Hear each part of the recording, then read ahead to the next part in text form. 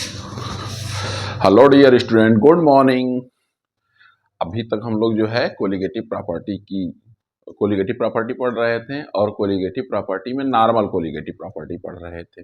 यानी जो भी हम लोगों ने पढ़ा relative lowering of vapour pressure, osmotic pressure या depression in freezing point, elevation in boiling point, उसमें किसी भी तरीके का आयोनाइजेशन नहीं था।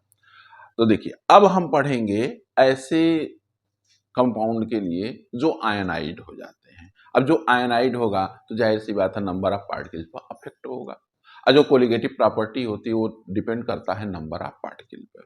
ठीक है, तो इसके लिए एक कॉन्सेप्ट पढ़ना पड़ेगा हम लोगों को, वांट ऑफ फैक्टर। तो देखिए सबसे पहले जान लेते हैं what is the want Hoff factor. ठीक है, तो सबसे पहले यही लिखते हैं, the colligative property depends upon. तो हेडिंग पहले पार्ट डाल दीजिए। हेडिंग डालेंगे क्या? Abnormal colligative property. Abnormal colligative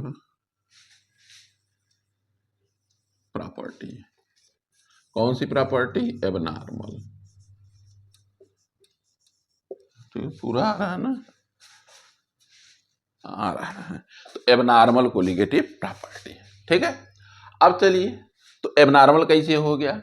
जो कोलिगेटिव प्रॉपर्टी होता है डिपेंड करता है वो नंबर ऑफ पार्टिकल पर। तो देखिए सबसे पहले ये लिखते हैं, सिंस कोलिगेटिव प्रॉपर्टी को हम क्या करते हैं, साइड में सीपी करके लिख देते हैं। ठीक है, तो दोनों को हम सीपी करके लिख देते हैं। ठीक है, since colligative property depends on number of particle. ठीक है, तो क्या होगा? So when we take a compound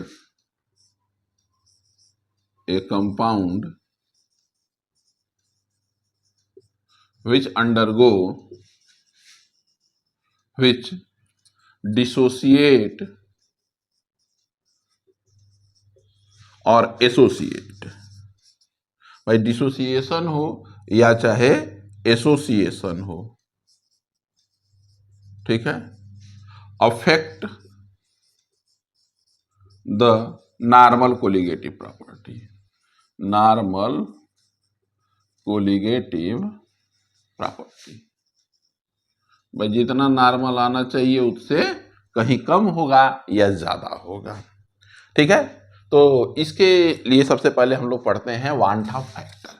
तो वांट ऑफ फैक्टर क्या होता है उसको जान लेते हैं। तो देखिए वांट ऑफ फैक्टर कुछ ऐसा बड़ी चीज नहीं है, बस यही है कि number of particle dissociated upon initial number of particle. ठीक है, तो देखिए क्या होगा, इट सिंपली भाषा में कहेंगे तो it is the ratio of number of particle after dissociation और association upon initial number of particle. चलिए डिफिनेशन लिख देते हैं। तो सबसे पहले लिखते हैं वांट ऑफ फैक्टर।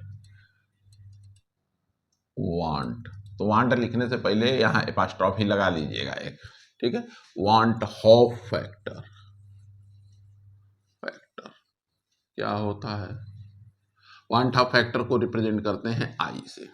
ठीक है, तो ये क्या होता है? It is ratio of number of particle. देखिए पार्टिकल टर्म में यूज कर रहे हैं, पार्टिकल टर्म यूज करने से फायदा ये होता है, पार्टिकल आपको एटम को भी इंक्लूड कर लेता है, मॉलिक्यूल को भी इंक्लूड कर लेता है, आयंस को भी इंक्लूड कर लेता है। ठीक है, तो it is ratio of number of particle after dissociation और एसोसिएशन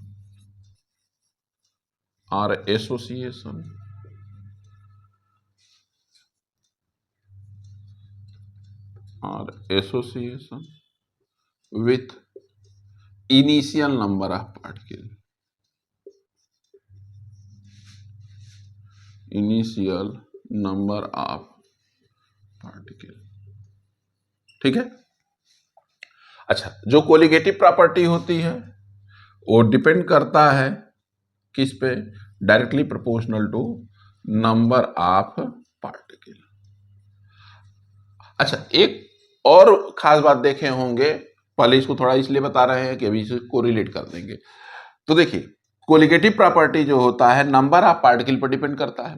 अच्छा, जो कोलिगेटिव प्रॉपर्टी आप जो लोगों ने जो चारों पढ़ा है उसमें देखिएगा जितने भी रिलेशन आएंगे इनवर्स होता है मॉलिक्यूलर वेट के। ठीक है, जैसे एक एग्जांपल देख लीजिए आप, एक एग्जांपल ले लीजिए ऑस्मोटिक प्रेशर के, तो पाई भी is equal to N R T आपने लिखा था, तो pi is equal to N को हम डब्ल्यू बी बाई एम भी कर सकते हैं, और इधर भी ले लीजिए आर टी अपान भी। तो देखिए मॉलिक्यूलर वेट के इनवर्स में आ रहा है। इसी तरीके से आप डेल्टा टी बी ले लीजिए, तो के एफ के बी इंटू स्मॉल एम, तो स्मॉल एम की जगह 1000 into W B upon M B, और क्या होगा डब्ल्यू ए। ठीक है, तो हर जगह इनवर्स में ही रिलेशन आता है। ठीक है, तो इसीलिए अगर जो नंबर ऑफ पार्टिकल बढ़ेगा तो मॉलिक्यूलर वेट क्या होता है, घट जाता है। ठीक है, और नंबर ऑफ पार्टिकल बढ़ेगा तो ये घट जाएगा, और नंबर ऑफ पार्टिकल घटेगा तो ये इसकी वैल्यू बढ़ जाती है। ठीक है, इस पर बहुत अच्छा क्वेश्चन पूछा गया है। ठीक है, तो देखिए सबसे पहले देख लेते हैं आई इज इक्वल टू क्या होगा डेफिनेशन के अकॉर्डिंग, तो नंबर ऑफ पार्टिकल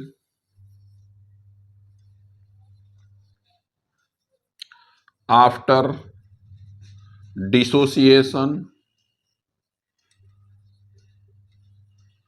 और एसोसिएशन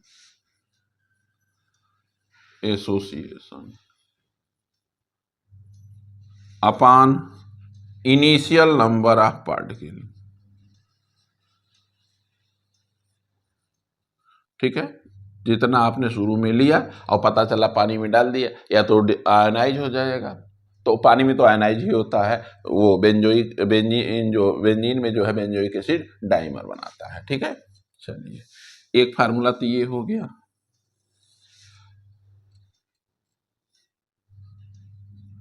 ठीक है, अच्छा अब आई इज इक्वल टू, तो भाई देखिए जो इनिशियल नंबर ऑफ पार्टिकल हम लिए रहेंगे तो कोलिगेटिव प्रॉपर्टी हम वही एक्सपेक्ट करेंगे, लेकिन पता चला आयनाइज हो जा रहा है तो वो ऑब्जर्व में चला जाएगा। तो आई इक्वल टू क्या लिखेंगे हम, ऑब्जर्व,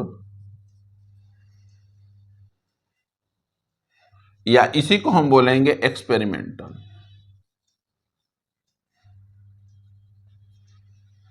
कोलिगेटिव प्रॉपर्टी। ठीक है, divided by calculated colligative property.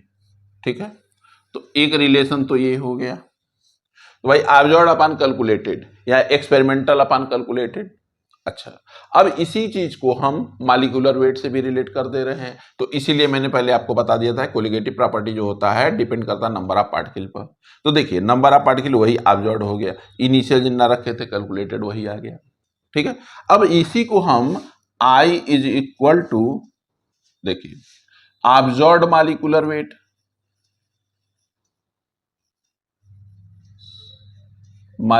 Wait तो जिसको हम एमओ से रिप्रेजेंट करेंगे अपान, अच्छा रिलेशन ये इनवर्स में आ गया है तो कैलकुलेटेड हो जाएगा, तो आई इज इक्वल टू क्या होगा, कैलकुलेटेड मॉलिक्यूलर वेट, तो जिसको हम एमसी से रिप्रेजेंट करेंगे, divided by observed molecular weight. ठीक है, तो एमओ, ये ध्यान रखिएगा जब भी मॉलिक्यूलर वेट की बात आएगी तो इससे जस्ट उल्टा हो जाता है।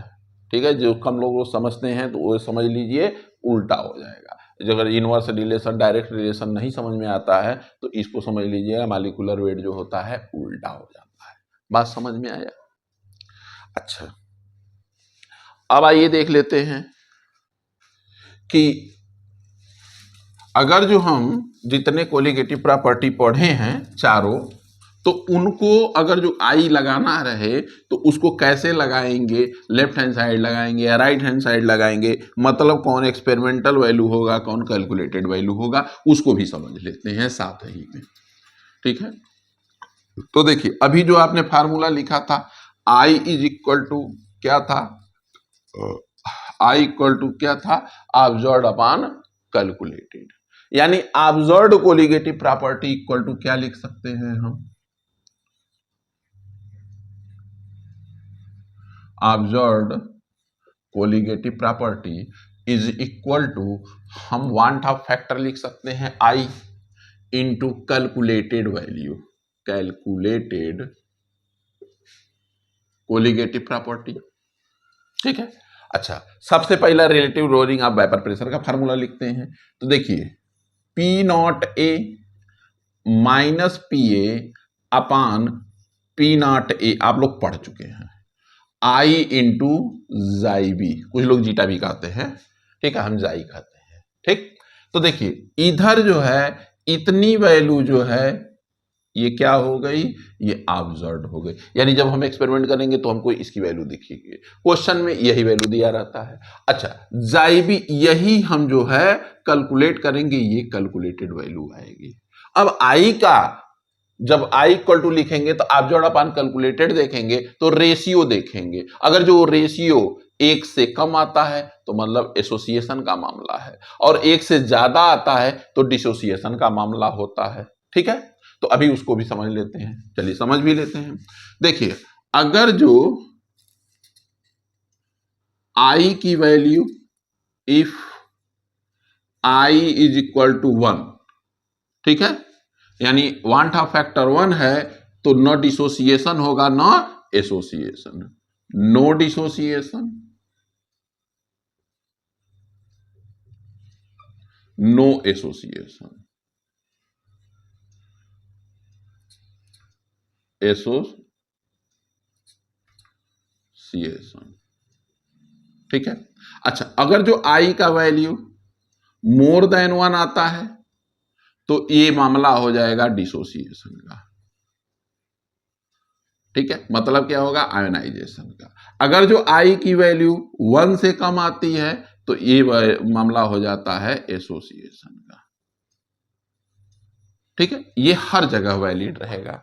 ठीक है, अब आइए यहां पर हम देख लेते हैं, अगर जो हम ये वैल्यू सब दिया रहे आपको, ये ऑब्जर्व्ड वैल्यू दिया रहे और इधर जाइबी की वैल्यू दिया रहे, या जाइबी की वैल्यू ना दिया रहे, मतलब उसमें भी कैलकुलेशन एन बी अपान क्या होता है उसको भी देख लेते हैं। जैसे जाइबी इक्वल टू अगर जो ये फार्मूला लिखा रहे N B upon N A plus N B, ठीक है, और ए भी ना दिया रहे तो ज्यादा से ज्यादा क्या करा सकते हैं, W B upon M B करा सकते हैं, और एन ए की जगह W A upon N M A करा सकते हैं, plus W B upon M B करा सकते हैं। मतलब अगर जो इतनी तरीके से वैल्यू हम कैलकुलेट करते हैं, ठीक है, तो ये वैल्यू क्या हो जाएगी, कैलकुलेटेड हो जाएगी। बात समझ में आया? ठीक है, तो इस तरीके से ये कैलकुलेटेड वैल्यू हो जाएगी। अगर जो इन दोनों का रेशियो, इसका रेशियो और इसका रेशियो, मतलब इसका अपान ए है, मतलब आई इक्वल टू अगर जो 1 से बराबर हो गया तो ना डिसोसिएशन ना एसोसिएशन, और आई की वैल्यू अगर जो उससे ज्यादा हो गई तो डिसोसिएशन, और आई की वैल्यू उससे कम हो गई 1 से तो एसोसिएशन का मामला होगा। ठीक है, चलिए आइए इसी चीज को जो है थोड़ा इसको साफ कर देते हैं अच्छे से।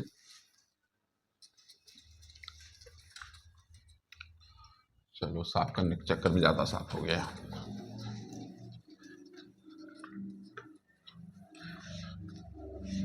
देखिए क्या है, P not A minus P A upon P not A equal to I into chi B. ठीक है, एक फार्मूला ये तो relative lowering of vapour pressure का। दूसरा जो है पढ़े हैं हम लोग osmotic pressure, pi V equal to I N R T, लेकिन पाई की वैल्यू हम इस वी की वैल्यू इधर नहीं रखेंगे, हम इधर वी रख देंगे, और जैसे ही वी इधर रखते हैं तो एन बाई वी जो होता है मोलर कंसंट्रेशन हो जाता है। अब मोलर कंसंट्रेशन को कुछ लोग जो है सीएम भी लिखते हैं, ठीक है, ठीक है, सीएम यानी कंसंट्रेशन के टर्म पर। अब आइए देखिए, ये जो पाई की वैल्यू हो गई ये आपका ऑब्जर्व्ड हो गया, और इधर जो है एनआरटी अपान भी जो है कैलकुलेटेड हो गया, और आई इक्वल टू क्या हो गया आपका वांट ऑफ फैक्टर। तीसरा देख लेते हैं। तीसरा हम लोगों ने पढ़ा है एलिवेशन इन बॉइलिंग पॉइंट, यानी delta TB equal to I into K B into small M. ठीक है, तो अब इसमें इधर की जो वैल्यू डेल्टा टीबी रहेगा, इधर जो है हम ये ऑब्जर्व्ड रखेंगे, क्वेश्चन में दिया रहेगा, प्रैक्टिस भी कराएंगे। देखिए स्मॉल एम, अब स्मॉल एम की जगह क्या लिख सकते हैं हम 1000, स्मॉल एम की जगह क्या लिख सकते हैं 1000 इंटू डब्ल्यू बी, मोलैलिटी है तो M B upon W A, यही फार्मूला लिख सकते हैं स्मॉल एम की जगह।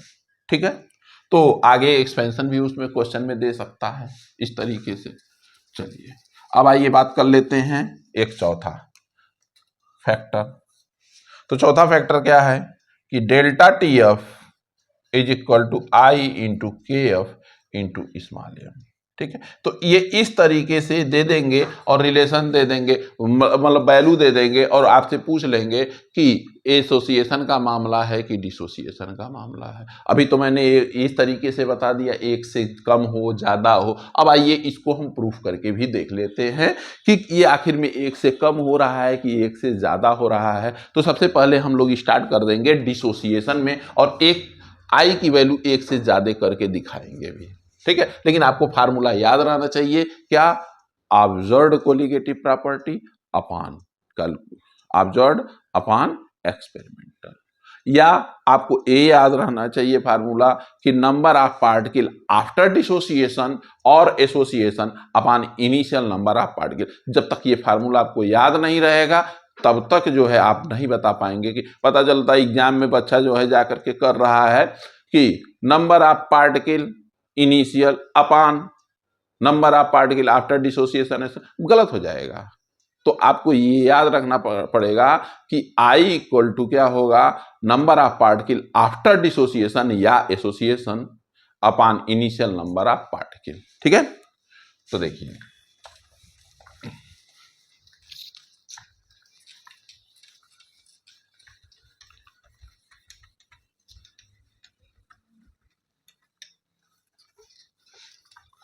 जल्दी मिट जाओ भाई,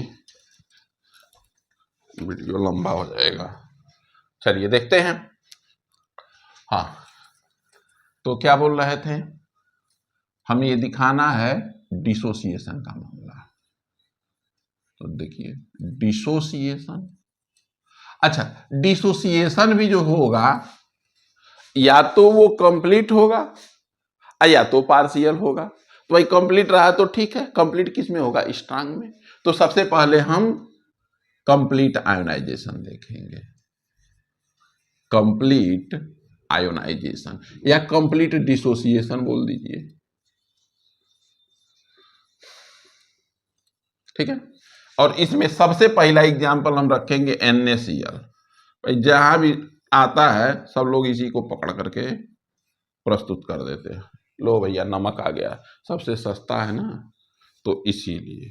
अब देखिए एक्वस है तो क्या होगा Na प्लस बनाएगा और Cl माइनस बनाएगा, ए भी एक्वस ए भी एक्वस। तो बहु देखो पहले आपने एक लिया था, जब पानी में डाल दिया तो दो बन गए।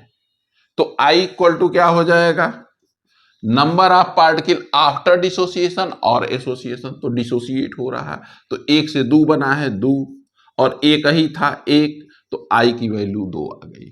ठीक है, अब आइए दूसरा एक केस लेते हैं। ऐसा केस लेते हैं कि जिसमें कंप्लीट आयोनाइजेशन हो, ऐसा मत ले लीजिएगा कि जिसका कंप्लीट आयोनाइजेशन ना हो। ठीक है, तो देखिए जैसे कि आप बेरियम नाइट्रेट ले लीजिए, नाइट्रेट का जो साल्ट होता है वो सब, कोई भी ऐसा नाइट्रेट नहीं है जो वाटर इनसॉल्युबल ना हो। All nitrates are water soluble, all acetate are water soluble. ठीक है, ये कॉन्सेप्ट जब इनऑर्गेनिक पढ़ाएंगे तो वहां पर आपको बहुत अच्छे तरीके से भी बताया जाएगा। तो देखिए ये ट्वाइस हो जाएगा, तो टू बी सॉरी हाँ टू आना चाहिए, वहां नहीं आ रहा है, Ba+2 अब +2 NO3 माइनस, ए भी एक्वस, एक्वस लगा ही दीजिए भाई, बिना पानी में थोड़ी डिजॉल्व होगा, आयनाइज होगा। ठीक है, आयनिक कंपाउंड का प्रॉपर्टी तो आप लोग पढ़े ही होंगे। ठीक है, तो अब आइए देखते हैं कि आई इसके लिए, तो बेरियम नाइट्रेट के लिए देखिए कितना नाइट्रेट, बेरियम नाइट्रेट था, एक था। जब पानी में डाल दिया तो कितने बना, एक Ba+2 बना और 2 ठो नाइट्रेट आयन बना। तो टोटल किधर हो गया, 3 हो गया और डिवाइडेड बाई 1, तो इसके लिए आई की वैल्यू 3 हो जाएगी। एक एग्जांपल और ले लेते हैं, ये तो सिंपल साल्ट रहा। अब आइए कॉम्प्लेक्स कंपाउंड ले लेते हैं, K4FeCN6 पोटेशियम फेरोसाइनाइड, जहां देखिए तहां सब लोग बस पोटेशियम फेरोसाइनाइड, असल में ये याद भी रहता ना, तो सभी लोग इसी को रखते हैं। K3FeCN6 भी रख सकते हैं, फेरीसाइनाइड भी रख सकते हैं। चलिए K4FeCN6, जब कॉम्प्लेक्स कंपाउंड आप लोग पढ़ते हैं तो वहाँ पर बताया जाता है डबल साल्ट में सभी आयंस मिलते हैं, कॉम्प्लेक्स कंपाउंड में जो होते हैं सभी आयंस नहीं मिलते हैं। तो 4K प्लस बना अब प्लस FeCN6 -4, तो इसके लिए आई की वैल्यू कितना था, एक था, और कितना बना, 4K प्लस बना और एक ये बना, तो 5/1, तो इसके लिए 1/2 फैक्टर की वैल्यू कितनी हो जाएगी, 1 हो जाएगी। ठीक है, तो ये तो मामला रहा डिसोसिएशन में, कंप्लीट डिसोसिएशन का। अब आइए देख लेते हैं कि कंप्लीट डिसोसिएशन ना हो, मतलब आपने 10 मॉलिक्यूल लिया तो 10 में 10 ना आयनाइज हो, 4 ही आयनाइज हो, 5 आयनाइज हो, तो उसके लिए क्या करेंगे, तो वहां पर हम डिग्री ऑफ डिसोसिएशन का सहारा लेंगे। ठीक है, और डिग्री ऑफ डिसोसिएशन का जब सहारा लेते हैं तो याद करिएगा क्लास 11th को। ठीक है, और क्लास 11th में एक चैप्टर है आयनिक इक्विलिब्रियम। आयनिक इक्विलिब्रियम में आप लोगों को वहां पर पढ़ाया जाता है। ठीक है, जो लोग पढ़ लिए होंगे। ठीक है, वैसे क्लास 12th वाले बच्चे भूल जाते हैं कि क्लास 11th में क्या पढ़े थे, क्योंकि वो तो मानते हैं first year is rest year, लेकिन ऐसा नहीं है, रेस्ट ईयर मत मानिए, उसको फर्स्ट ईयर को भी बढ़िया से पढ़ लीजिए। ठीक है, अब फर्स्ट ईयर को जो लोग बढ़िया से पढ़ लेते हैं, सेकेंड ईयर में उन लोगों को कम मेहनत करना पड़ता है, क्योंकि ऐसी बात नहीं है कि फर्स्ट ईयर का को रिलेशन सेकेंड ईयर से नहीं है, बहुत कुछ को रिलेशन है। ठीक है, तो अब आइए डिसोसिएशन यानी पार्शियल डिसोसिएशन का हम लोग मामला पढ़ते हैं। तो देखिए पार्शियल डिसोसिएशन,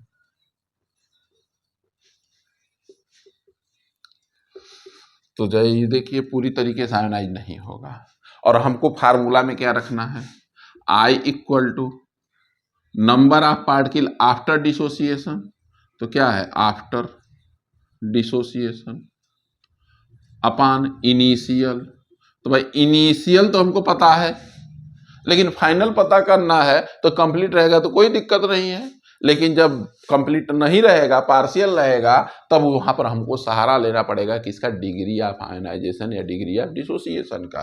तो इसमें टर्मिनोलॉजी एक पढ़ लीजिए, क्या है, डिग्री ऑफ डिसोसिएशन। ठीक है, अच्छा जब सुनने में ऑड लगेगा कि एक में से कितना आयनाइज हुआ है, भाई देखो एक में से आयनाइज नहीं हो सकता है, जाहिर सी बात है, वो रेशियो लिया जाता है। जैसे इसके पहले आप लोग फ्रैक्शन बताया गया था, तो फ्रैक्शन जब भी लिया जाता है एक में से लिया जाता है। अब फ्रैक्शन में हम 100 से मल्टीप्लाई करते हैं, परसेंटेज हो जाता है। ठीक उसी तरीके से डिग्री ऑफ एसोसिएशन हो, चाहे डिग्री ऑफ आयनाइजेशन हो या डिग्री ऑफ डिसोसिएशन हो, तो उसमें 100 से मल्टीप्लाई कर देंगे तो degree of dissociation, percentage of degree of percentage dissociation मिल जाएगा, अब परसेंटेज एसोसिएशन मिल जाएगा। ठीक है, तो जिसमें मल्टीप्लाई किए रहेंगे 100 से, उसी के अकॉर्डिंग वैल्यू मिलती है। ठीक है, तो डिग्री ऑफ डिसोसिएशन, तो पहले ये पढ़ते हैं। तो देखिए नंबर नहीं, हाँ लिख दीजिए, number of particle dissociated from 1 मोल या 1 मॉलिक्यूल बोल दीजिए। ठीक है, अच्छा तो डिग्री ऑफ डिसोसिएशन एक में से कितना डिसोसिएट हुआ है। तो चलिए आइए देख लेते हैं। जैसे एक एग्जाम्पल हम पहले सिंपल सा करा देते हैं ताकि आपको पढ़ने में आसानी हो। जैसे हम एस्टिक एसिड का एग्जाम्पल ले रहे हैं, CH3COOH, ठीक है। अब मान लीजिए इसको जब आप आयनाइज करके दिखाते थे 11th में CH3COO माइनस, हालांकि इसका एग्जाम्पल हम यहाँ नहीं रखेंगे, प्लस, ठीक है। तो हम कहते थे इनिशियली एक है, जीरो है, जीरो है। अब इसमें से जो है अल्फा इसमें से निकल गया, मान लीजिए 10 थे, 2 निकल गए तो 2 अल्फा हो गया, तो ये बना अल्फा, ये बना अल्फा। तो टोटल नंबर ऑफ पार्टिकल करते थे, तो टोटल करते थे ना हम equal to 1 minus alpha plus alpha, ठीक है। अब टोटल की जरूरत क्यों पड़ रही है, क्योंकि I equal to total number of particle after dissociation or association, इसलिए हम लोगों को यहाँ डिग्री ऑफ आयनाइजेशन या डिग्री ऑफ डिसोसिएशन पढ़ने की जरूरत पड़ गई है, ठीक है। तो अब हम इसको थोड़ा दूसरे तरीके से लिखते हैं।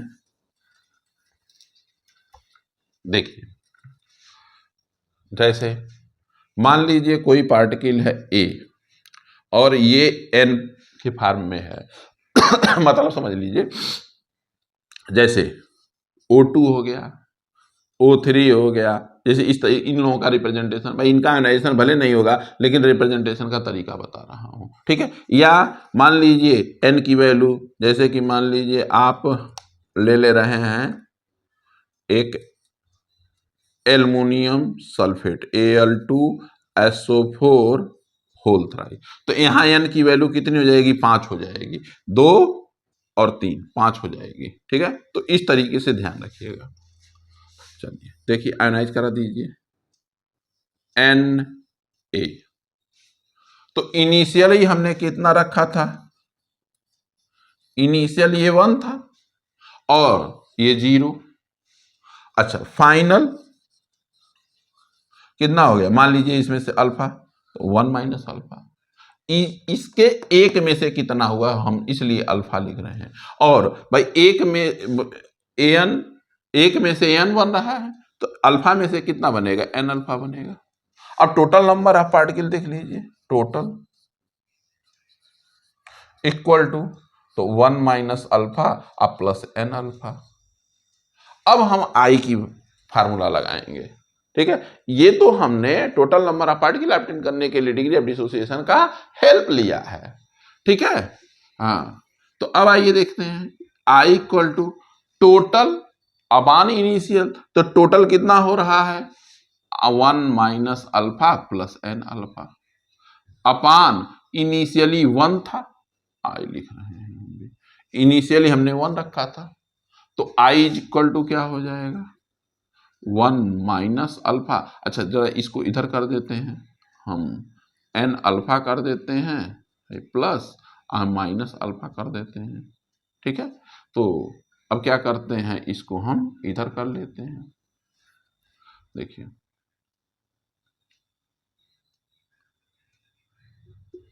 क्या है, I माइनस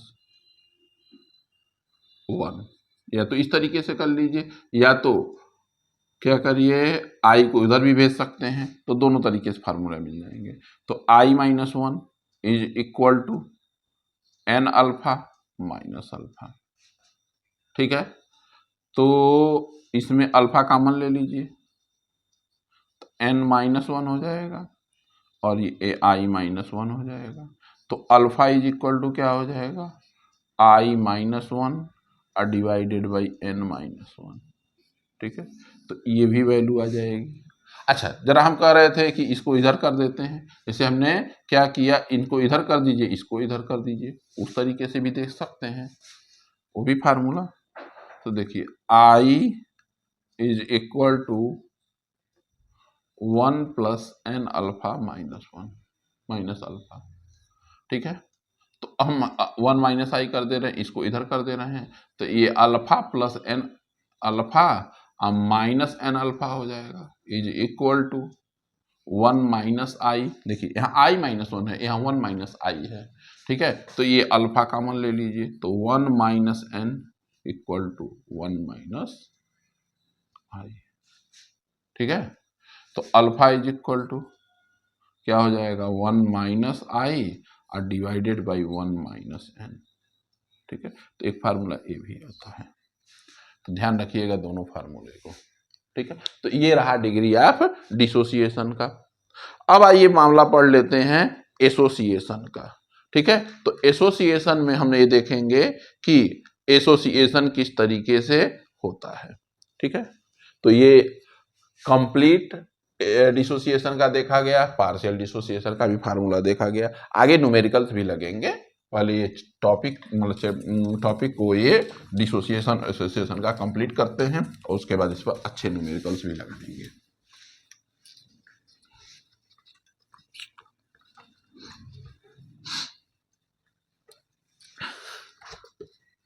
कहाँ गिर रहे हो भाई, इसे रेज हो जाओ।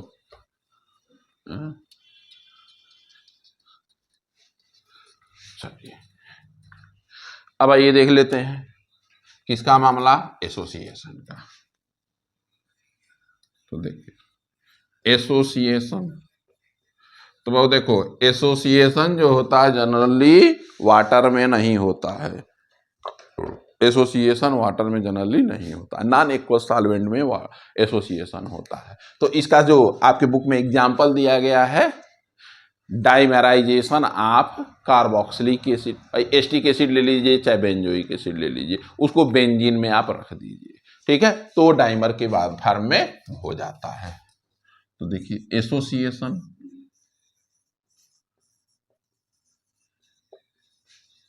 occurs in non-aqueous solvent, non-aqueous solvent, non-aqueous solvent में ये होता है। ठीक है, जैसे एग्जांपल देख लीजिए, फॉर एग्जांपल डाइमेराइजेशन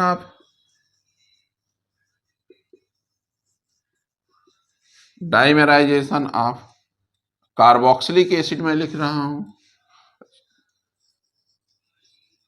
कार्बोक्सिलिक एसिड। अब कार्बोक्सिलिक एसिड में जो एग्जांपल रखेंगे आप एस्टिक एसिड रखेंगे और बेंजोइक एसिड रखेंगे। तो एस्टिक एसिड रखेंगे और बेंजोइक एसिड, और उसको किस में डिजॉल्व करेंगे, बेंजीन में। तो कार्बोक्सिलिक एसिड इन बेंजीन। तो ये भी याद रखिएगा, पानी में नहीं डाइमराइजेशन होता है उसका, पानी में तो ऐसे ही खुद ही पानी हाइड्रोजन बांड बनाने के लिए तत्पर रहता है, भैया लाओ हाइड्रोजन बांड हम बनाते हैं। ठीक है, तो ये याद रखिएगा बेंजीन में है। तो देखिए जैसे कोई कार्बोक्सिलिक एसिड हम CH3 ले रहे हैं, C डबल बॉन्ड O और ये O और ये H। ठीक है, अब इधर रखते हैं HO C double bond O CH3। ठीक है, अब देखिए होगा क्या कि ये जो है ऑक्सीजन इस हाइड्रोजन से हाइड्रोजन बॉन्ड बनाएगा, ये हाइड्रोजन ऑक्सीजन से। ऐसा क्यों हो रहा है, बहुत देखो ऑक्सीजन की इलेक्ट्रोनेगेटिविटी ज़्यादा होती है, या यूं कह लीजिए ज़्यादा बतिए छोड़ दिए, यहाँ लोन पेयर वैसे ही पड़ा हुआ है। यहाँ पर कंपेयर करते हैं, ऑक्सीजन की इलेक्ट्रोनेगेटिविटी ज़्यादा है, हाइड्रोजन की कम है। तो ऑक्सीजन क्या करता है, हाइड्रोजन से थोड़ा सा इलेक्ट्रॉन खींच लेगा, तो इस पर हो जाएगा डेल पॉजिटिव और इस पर हो जाएगा डेल नेगेटिव। अब यहाँ पर लोन पेयर पड़े ही हैं, तो लोन पेयर पड़े हैं, इनके साथ हाइड्रोजन बॉन्ड कर लिया, उसी तरीके से ये भी हो गया और ये भी हो गया। ठीक है, तो ये हाइड्रोजन बॉन्ड बनने का कहानी रहा, किसमें, बेंजोइक एसिड का, सॉरी कार्बोक्सिलिक एसिड का, किसमें, बेंजीन में। ठीक है, तो ये एसोसिएशन इस तरीके से होता है। ठीक है, तो अगर जो एसोसिएशन होगा, तो अब आइए देख लेते हैं कोलिगेटिव प्रॉपर्टी पर क्या इफेक्ट पड़ेगा। तो एसोसिएशन हो रहा है, तो पहले मान लीजिए एग्जाम्पल से समझते हैं, CH3COOH हमने 2 लिया और ये बना लिया क्या, CH3COOH होल ट्वाइस। मान लीजिए कंप्लीट एसोसिएशन हो रहा है। ठीक है, तो इसके लिए I की वैल्यू कितना होगा, तो 2 था 1 हो गया तो 1/2। ठीक है, इफ यहाँ लिख दीजिए, इफ कंप्लीट एसोसिएशन, हालांकि कंप्लीट एसोसिएशन होता नहीं है, लेकिन मैंने आपको समझाने के लिए ये बता दिया। ठीक है, तो आई की वैल्यू देखिए कम हो गया। तो आई की वैल्यू अगर जो कम हो जाएगी तो एसोसिएशन में जैसे ही आई की वैल्यू कम हो गई तो आपको पता हो गया होगा कि अब जब ऑब्जर्व्ड कोलिगेटिव प्रॉपर्टी की जो वैल्यू होगी वो पहले से कम हो जाएगी। लेकिन मॉलिक्यूलर वेट क्या होगा, जितना हमने कैलकुलेट किया अब उससे ज्यादा आएगा। ठीक है, तो देख लीजिए एसोसिएशन के केस में उसको भी दिखा देते हैं।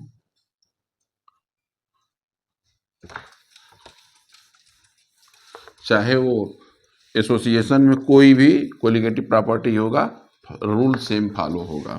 ठीक है, चाहे वो relative lowering of vapour pressure हो, और चाहे डिप्रेशन इन फ्रीजिंग पॉइंट हो, या एलिवेशन इन बॉइलिंग पॉइंट हो, या ऑस्मोटिक प्रेशर हो।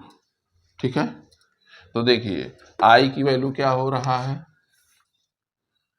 फॉर एसोसिएशन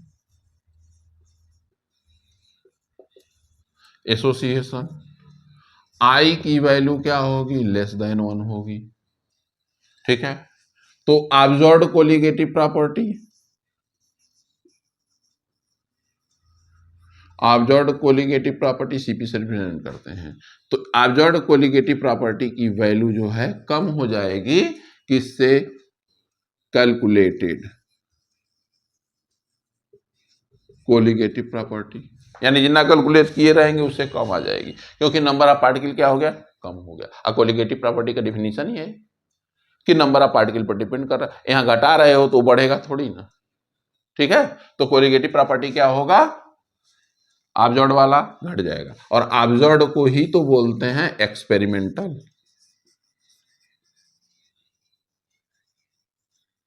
ठीक है, तो एक्सपेरिमेंटल क्या होगा, वो घट जाएगा। लेकिन मॉलिक्यूलर वेट की बात करें तो मॉलिक्यूलर वेट क्या था, कोलिगेटिव प्रॉपर्टी के इनवर्स में था। तो मॉलिक्यूलर वेट, तो observed molecular weight is greater than calculated molecular weight. ठीक है, तो ये वैल्यू किस में आएगा, एसोसिएशन में आएगा। ठीक है, अब आइए बात कर लेते हैं डिग्री ऑफ एसोसिएशन, यानी जिसमें कंप्लीट एसोसिएशन ना हो। ठीक है, तो ये तो रहा किसके लिए, कंप्लीट के लिए। अच्छा, कंप्लीट का कुछ और एग्जांपल करा दें, चलिए करा देते हैं, लेकिन उसमें मानना पड़ेगा ए, और ए माने चाहे बी माने। जैसा कि अभी उसमें एग्जांपल दिए थे डिसोसिएशन में NaCl देते, तो इसमें बहुत कम एग्जांपल मिलते हैं। चलिए दिखा देते हैं। मान लीजिए कोई पार्टिकल 2 हमने लिया और ये एसोसिएट करके A2 बनाया। ठीक है, तो इसके लिए आई की वैल्यू क्या होगा, पहले कितना था 2 और बाद में कितना हो गया 1, तो बाद वाला ही अपान पहले वाला, तो आई की वैल्यू 1/2 हो गया। मान लीजिए हमने 3A लिया और ये A3 बना लिया, तो इसके लिए आई की वैल्यू कितना हो जाएगा, 1/3। 4 रहेगा तो, लेकिन ये कहां पर लागू होगा, जहां पर कंप्लीट एसोसिएशन होगा वहां पर। लेकिन अगर जो कंप्लीट एसोसिएशन ना हो तो उसके लिए क्या फार्मूला लगेगा, उसको हम देखते हैं। तो फिर हमको लेना पड़ेगा हेल्प किसका, डिग्री ऑफ एसोसिएशन का। ठीक है, तभी हम आई की वैल्यू निकाल सकते हैं। ठीक है, तो अब मान लीजिए हमने कोई पार्टिकल लिया n और ये a है। ठीक है, तो n पार्टिकल ले लिया और ये बना रहा है an। ठीक, और इनिशियली हमने लिया इसका 1 मोल और ये इनिशियली रहा 0। तो अब इसमें में से 1 माइनस अल्फा हो गया, मान लीजिए अल्फा जो है एसोसिएशन हुआ, तो n बना रहा है 1, तो अल्फा बनाएगा क्या, अल्फा बाई n। अब टोटल नंबर देख लीजिए, टोटल कितना हो जाएगा, आई 1 माइनस अल्फा, ए भी तो रहेगा और ए भी रहेगा प्लस अल्फा बाई n। ठीक है, अब नहीं समझ में आ रहा होगा ये अल्फा बीटा के टर्म में, तो आइए चलिए दूसरे टर्म में बता देते हैं। जैसे कि मान लीजिए ए जो है बना रहा है, मान लीजिए हमने इसका लिया x, तो ए बनाएगा ax। ठीक है, अच्छा अब ये भाई कंप्लीट, मान लीजिए हमने क्या किया, इसके 10 मालिक्यूल हमने लिया, तो इनिशियली ये 0 रहा। अब 10 में से हो सकता है इसमें से 3 जो है एसोसिएट हो गया हो, सभी नहीं एसोसिएट हुआ होगा, तो मान लीजिए तो 10 में से कितना घटाएंगे 3, और ये कितना बनेगा भाई 1/3 बनेगा कि नहीं, 3 बाई कितना बनेगा, 10 लिए थे तो इनिशियल 3/10, ठीक है। तो ये इस तरीके से हम लेंगे 3/x।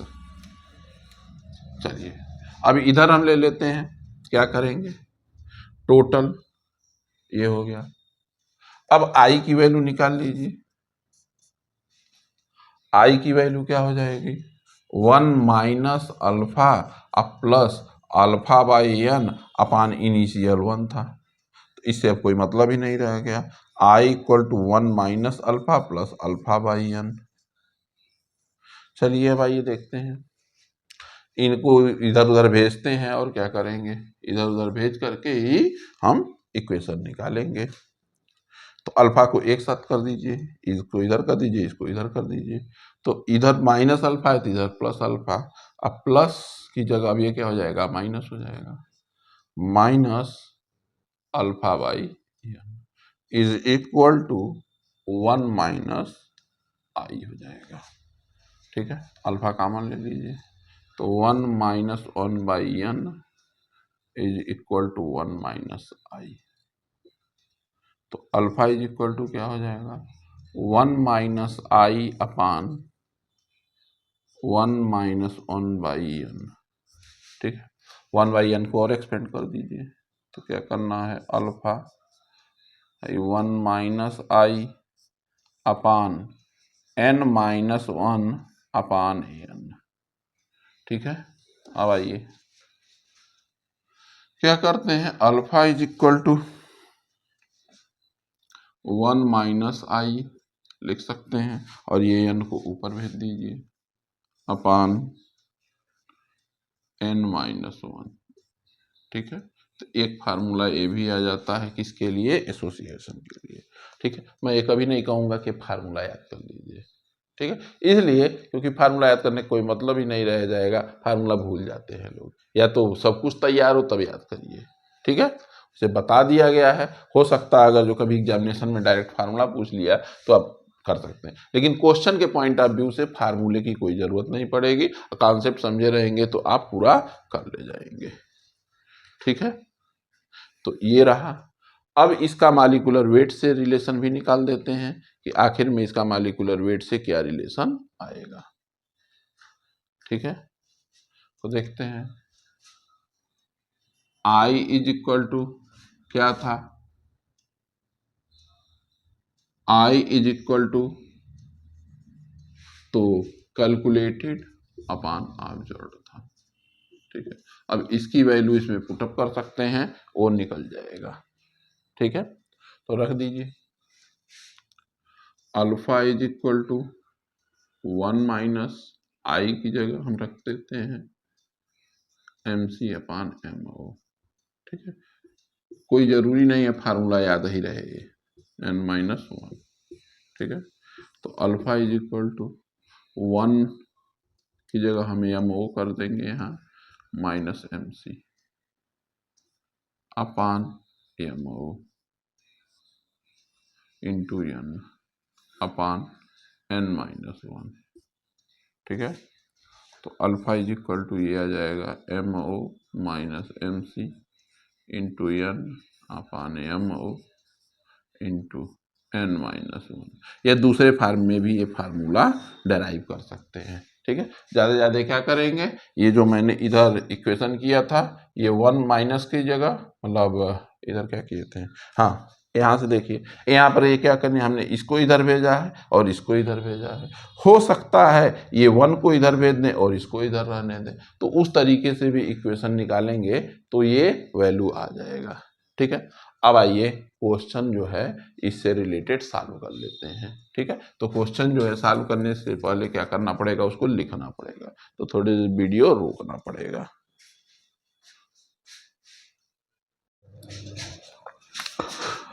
हाँ तो स्टूडेंट अब जो है एबनॉर्मल कोलिगेटिव प्रॉपर्टी के कुछ क्वेश्चन करते हैं। पहले ऑब्जेक्टिव क्वेश्चन से शुरू करते हैं। तो देखिए, which of the following solution have maximum boiling point. तो भाई देखिए, बॉइलिंग पॉइंट क्या होता है? Delta T B equal to, क्या पढ़ा आपने? Delta T B is equal to I into K B into small m, molality. ठीक है।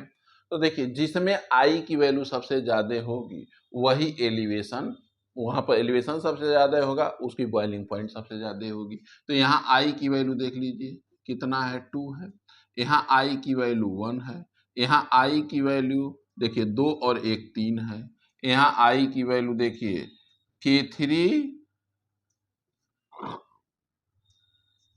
एफिशिएंट 6 है, तो 3 के आयन होगा और 1, तो यहाँ 4 होगा। यानी सबसे ज्यादा बॉइलिंग पॉइंट जो है डी का होगा। यहाँ आपका ऑप्शन डी सही होगा। अब आइए देखते हैं next question, which of the following have maximum freezing point. तो देखिए, थोड़ा सा यहाँ समझ जाइएगा, मैक्सिमम फ्रीजिंग पॉइंट पूछा है, मैक्सिमम डिप्रेशन नहीं पूछा है। क्योंकि देखिए, lowering of freezing point, depression in freezing point होता है। ठीक है। तो यहाँ पर जिसमें डिप्रेशन कम होगा उसकी बॉइलिंग पॉइंट जो है सब फ्रीजिंग पॉइंट सबसे ज्यादा होगी। ठीक है। तो देखिए 1 एम यूरिया यहाँ सही होगा। बाकी सब में देख लीजिए, यहाँ पर आई की वैल्यू 2 होगी, यहाँ आई की वैल्यू 3 होगी, यहाँ पर आई की वैल्यू 4 होगी। यानी अगर ये क्वेश्चन में पूछता which of the following have minimum freezing point, तब ये सही रहता। या ये पूछता कि which of the following have maximum depression in freezing point, सबसे डिप्रेशन इन फ्रीजिंग पॉइंट अगर जो रहता तभी भी ये सही रहता। लेकिन मैक्सिमम फ्रीजिंग पॉइंट पूछा है तो समझ जाइएगा 1 एम यूरिया ही करिएगा। ठीक है। फिर नेक्स्ट क्वेश्चन कुछ लिखते हैं।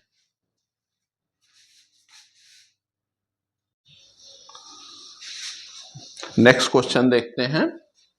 देखिए, इसमें क्वेश्चन ये, the freezing point depression of 0.1 molar solution, यानी मोलैलिटी कितना दिया है स्मॉल एम, 0.1 दे दिया है। आप solution of acetic acid in benzene, ध्यान रखिएगा कार्बोक्सिलिक एसिड को बेंजीन में रखा गया है, डाइमराइजेशन का ही केस बनना चाहिए।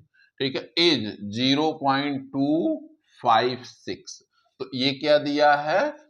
द फ्रीजिंग पॉइंट डिप्रेशन यानी डेल्टा टी एफ दिया है, और ये 0.256 दिया है। अच्छा, और के एफ फॉर बेंजीन इज 512, यानी के एफ इक्वल टू 512 केल्विन के जी पर मोल दिया है। ठीक है। What conclusion can you draw about the molecular state of acetic acid in benzene. तो देखिए, अगर ये ऑब्जेक्टिव क्वेश्चन रहता तो तुरंत आप कह देते हैं डाइमराइजेशन का केस है। लेकिन जब सब्जेक्टिव क्वेश्चन रहेगा तो आपको सॉल्व करना पड़ेगा। अब सॉल्व करने के लिए करेंगे क्या, फार्मूला लगाइए। क्या है? Delta T F is equal to I van't Hoff factor into K F into small M. ठीक है।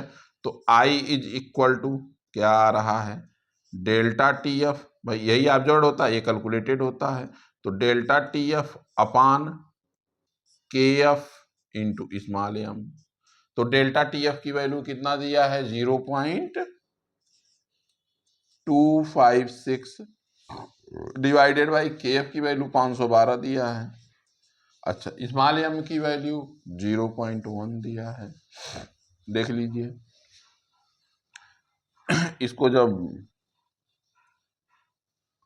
वो करेंगे कितना आएगा?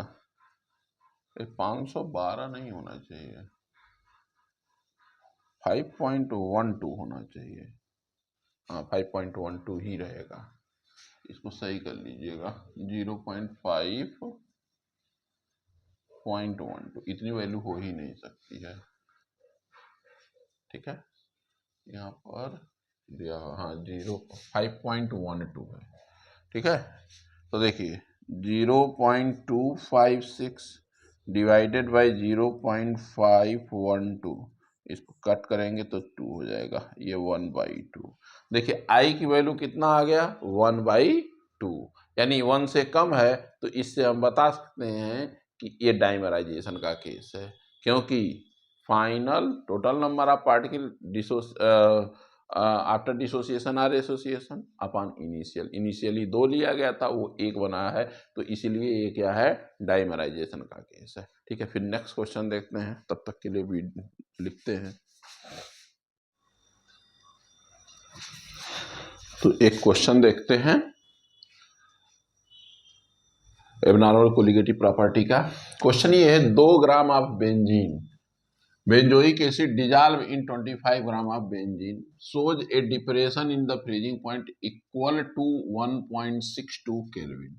Molar depression constant Kf of the benzene is 4.9 Kelvin kg per mole. What is the percentage association of the acid if it forms dimer in the solution? यानी यहां पर ये जो वैल्यू दिया है ये एक्सपेरिमेंटल है, ठीक है, और जो कैलकुलेटेड निकालेंगे तो हमारे पास ये वैल्यू है और ये वैल्यू है, इससे निकालते हैं। तो चलिए, delta T F is equal to कितना दिया है, 1.62 केल्विन। अच्छा, डब्ल्यू बी कितना दिया है, 2.0 ग्राम। अच्छा, डब्ल्यू ए की वैल्यू ये दिया है 25 ग्राम, और के एफ की वैल्यू दिया हुआ है, तो ये है 4.9 केल्विन केजी पर मोल। ठीक है। अच्छा, मालिकुलर वेट दिया नहीं है, कैलकुलेट कर लेते हैं एमबी। तो मालिकुलर वेट जो होता है बेंजोइक एसिड का फार्मूला होता है C6H5COOH। तो ये 72 प्लस हाइड्रोजन के लिए 5 हो जाएगा, प्लस 12 अब प्लस 2 ऑक्सीजन है तो 32 अब प्लस 1 तो 122 आएगा। ठीक है। अच्छा, अब हम क्या करते हैं, सबसे पहले आई कैलकुलेट करते हैं। तो delta T F equal to I into K F into small M होता है, और स्मॉल एम की वैल्यू जो है देखिए कितना दिया है, वो कैलकुलेट कर लीजिए। तो I into K F small M के लिए 1000 into W B upon M B into W A, यही होता है। अब आई इस पूरा वैल्यू इधर कर दीजिए, आई इज इक्वल टू क्या हो जाएगा, या तो स्मॉल एम की वैल्यू कैलकुलेट करके इससे तब भी रख सकते हैं या ऐसे भी कर सकते हैं। चलिए, डेल्टा आई इक्वल टू क्या हो जाएगा, तो ये इससे मल्टीप्लाई हो जाएगा, delta T F into M B into W A upon K F, ठीक है, इंटू 1000 इंटू डब्ल्यू बी। ठीक है, सबकी वैल्यू पुटअप कर दीजिए और आपको आंसर अभी तुरंत नहीं मिलेगा, अभी एक स्टेप और भी रहेगा। I is equal to delta T F कितना है, 1.62 है। अच्छा, एम बी मालिकुलर मास 122 है और डब्ल्यू ए 25 ग्राम है, अपान के एफ की वैल्यू कितनी है 4.9 है, इंटू 1000 इंटू डब्ल्यू बी की वैल्यू कितनी है, वेट एब्सोल्यूट 2 ग्राम है। अब इसको सॉल्व कर लीजिए, भाई इतना कैलकुलेशन करेंगे तो टाइम तो लगेगा ही, इससे अच्छा हम कैलकुलेटर से ही कर लेते हैं। देखिए 1.62 into 122 into 25 divided by 4.9 is equal two divided by 2000, तो ये वैल्यू आएगी 0.54, 0.504। ठीक है। अब देखिए एस्टिक एसिड का डाइमराइजेशन होता है, तो सी क्या बेंजोइक एसिड है तो C6H5COOH, ये डाइमराइज्ड होगा तो इसको हम लिखेंगे 1/2 C6H5COOH का होल ट्वाइस। ठीक है, मान लीजिए इनिशियल में 1 रहा हो, ये 0, तो इसमें से अल्फा जाएगा तो ये अल्फा बाई 2 हो जाएगा। ठीक है, तो टोटल कितना हो जाएगा, तो total equal to 1 minus alpha plus alpha by 2, तो ये 1 माइनस अल्फा बाई 2 हो जाता है। ठीक है, और आई इज इक्वल टू क्या होता है, 1 minus alpha by 2 divided by 1। ठीक, एसोसिएशन का वैल्यू है, तो इसमें आई की वैल्यू कितना दिया है 0.504 इज इक्वल टू, वन का कोई मतलब ही नहीं रह जाएगा अब यहाँ पर, तो 1 माइनस अल्फा बाई 2। अब alpha by 2 equal to 1 minus 0.504, तो 1.000504, तो 6 हो जाएगा, 9 हो जाएगा, 4 हो जाएगा, 496, तो ये हो जाएगा 0.496 अल्फा बाई 2। तो अल्फा इज इक्वल टू, तो 2 इंटू 0.496, अच्छा 4996 यानी 992, 992, इतना अल्फा की वैल्यू आ गया, यानी ये डिग्री ऑफ एसोसिएशन है। और डिग्री ऑफ एसोसिएशन जब 100 से मल्टीप्लाई कर देते हैं तो परसेंटेज, यही परसेंटेज पूछा है। ठीक है, तो परसेंटेज इक्वल टू 0.992 इंटू 100, यानी 99.2% इसमें एसोसिएशन होगा। ठीक है, चलिए फिर नेक्स्ट क्वेश्चन देखते हैं। अभी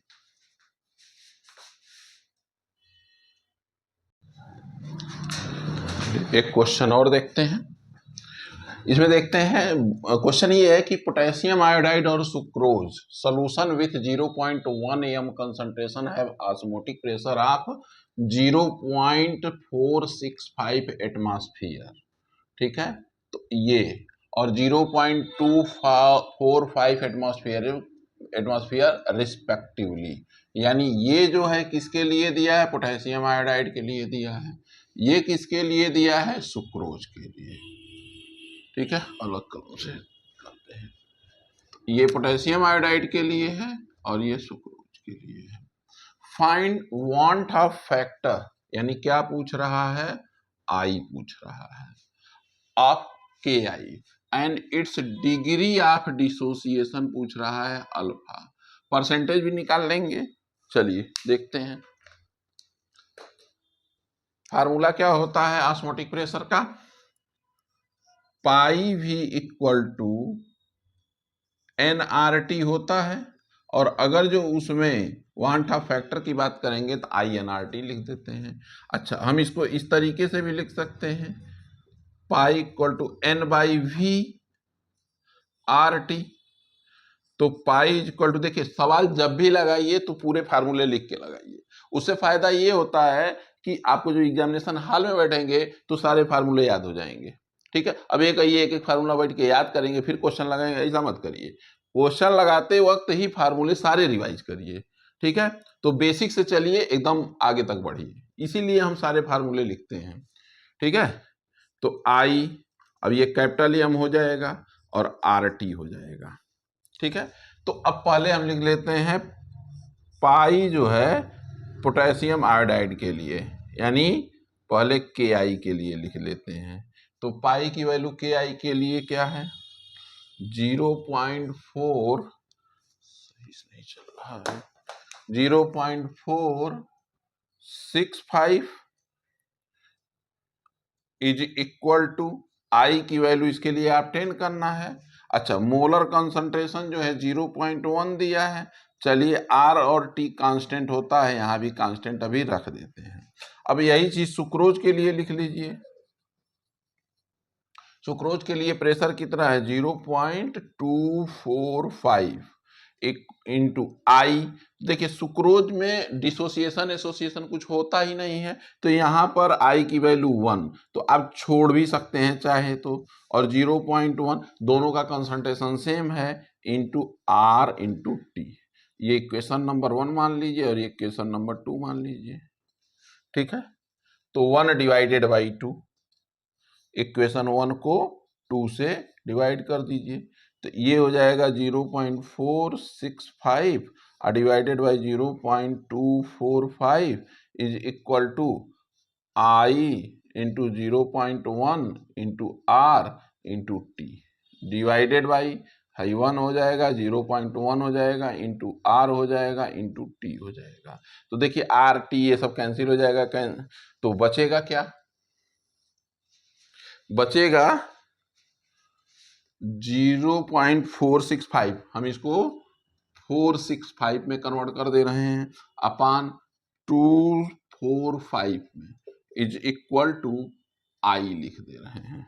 ठीक है, ये देखिए सब कैंसिल हो जाएगा, तो I इज इक्वल टू जो आएगा 1.845 आता, 898 आता है, कैलकुलेशन करके देख लीजिएगा।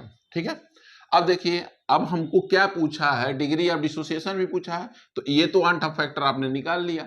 अब आइए बात कर लेते हैं डिग्री ऑफ डिसोसिएशन की। तो पोटेशियम आयोडाइड को जब आप आयोनाइज करेंगे तो ये K प्लस बनाएगा प्लस I माइनस बनाएगा। मान लीजिए इसका 1 रहा होगा, ये 0 इनिशियल, तो 1 में से अल्फा माइनस कर दीजिए, इसको अल्फा कर दीजिए, इसको अल्फा कर दीजिए, तो अब टोटल क्या हो जाएगा? तो 1 minus alpha plus alpha plus alpha. भाई एक थे, एक में से इतना अल्फा डिसोसिएट हो गया, और डिसोसिएट जो हुआ है तो वो भी अल्फा अल्फा बनाया है, तो ये बन गया आपका क्या, 1 प्लस अल्फा। और i is equal to number of particle after dissociation और एसोसिएशन, यानी 1 प्लस अल्फा अपान इनिशियली 1 था, तो कोई बात ही नहीं है। ठीक है, और आई की वैल्यू आपने निकाल ही लिया है, तो 1.898 is equal to 1 plus alpha, और अल्फा की वैल्यू जो है इसको माइनस कर देंगे तो 0.898 आएगा। ठीक है, अब यही परसेंटेज की बात कर लेंगे, तो परसेंटेज के लिए क्या करते हैं, अल्फा में से 100 में मल्टीप्लाई कर देते हैं, तो क्या हो जाएगा 0.898 इंटू 100, तो ये आपका आ जाएगा 89.8%। हालांकि परसेंटेज नहीं पूछा है, परसेंटेज पूछ भी ले तो आप इस तरीके से सॉल्व कर सकते हैं। ठीक है, फिलहाल एबनॉर्मल कोलिगेटिव प्रॉपर्टी के लिए इतना ही। देखते हैं अलग से मैं जो है सॉल्यूशन के कुछ अच्छे क्वेश्चन के लिए अलग से वीडियो भी बनाऊंगा। Okay, thank you.